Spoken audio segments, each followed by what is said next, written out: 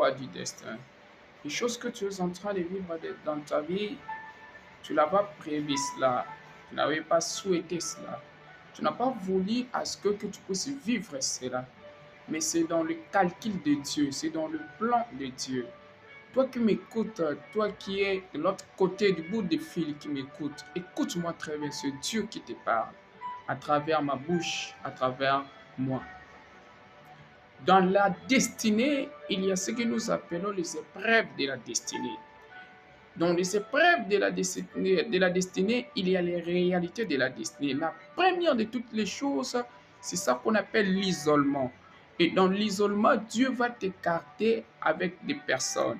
Ces personnes-là ne sont pas nécessairement mauvaises, mais Dieu va t'écarter de ces personnes-là pour t'enseigner ce que c'est le cœur de l'homme et deuxièmement, pour que tu puisses te retrouver, pour que tu puisses comprendre ce que Dieu a prévu pour toi. Et la deuxième des choses, c'est l'apparition d'une vision ou bien d'un souhait ou d'un projet. Bien-aimé, si tu es appelé à accomplir de grandes choses, je te dis mon frère, je te dis ma soeur, ça ne sera pas facile, mais en toi se cachera une vision qui sera différente de celle de ta famille. Tu verras que dans ta famille, tu es différent de d'autres personnes. Tes frères et sœurs, toi, tu seras différent. Dans la société, tu vas voir des choses différemment, interpréter des choses différemment. Cette vision fera en sorte que les gens puissent développer la haine, la jalousie à ton égard. Mais ils ne vont pas te combattre toi, mais ils vont combattre la vision qui est en toi. Et la troisième des choses dans le chemin de la destinée, hormis l'isolement, hormis la compréhension de ta vision, la troisième des choses, c'est le poids de ta mission.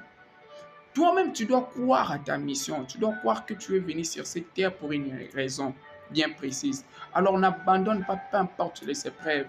N'abandonne pas, peu importe les réalités. Il y a un Dieu qui est derrière toi. Il y a un Dieu qui est devant toi. Les hommes peuvent parler, les hommes peuvent dire, les hommes peuvent prononcer tout ce qu'ils peuvent, mais le calcul de Dieu reste le même et ça ne changera pas. Alors n'oublie pas, tu n'es pas seul. N'oublie pas, tu n'es pas venu sur terre par hasard. Il y a un calcul de Dieu sur toi. Comme Dieu a parlé à une femme, la maman de Samson ne connaissait même pas le visage de l'enfant, ni même l'époque, mais la mission a précédé l'enfant.